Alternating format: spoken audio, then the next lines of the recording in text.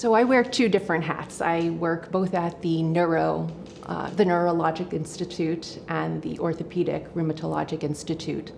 So I would say that I have patients that are lifelong. That's mostly on the neuro side. I do a lot of Botox injections for neurological conditions, and so that is a lifelong treatment plan. As for patients that come in to see me for musculoskeletal disorders, that can be intermittent. In terms of physical medicine and rehabilitation, I had an interesting journey coming here. I was a professional dancer prior to going to medical school.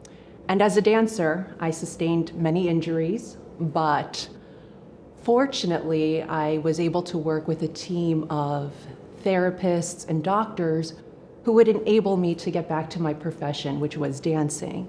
The reason why I was drawn to physical medicine and rehabilitation was that I could use non-operative management, so an emphasis on supervised therapy and very focused on not just a joint, but looking at the global picture and seeing how the biomechanics of the hip and the low back are, in essence, affecting your knee and ankle.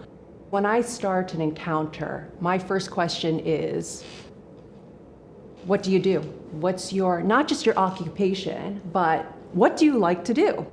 And people are really thrown off by that, but it gives me a sense of, okay, well, they're active in this realm and this is what they want to return to, but it's already helping formulate what's important to that patient. And I think that's why my first question off the bat is asking them who they are, what their story is.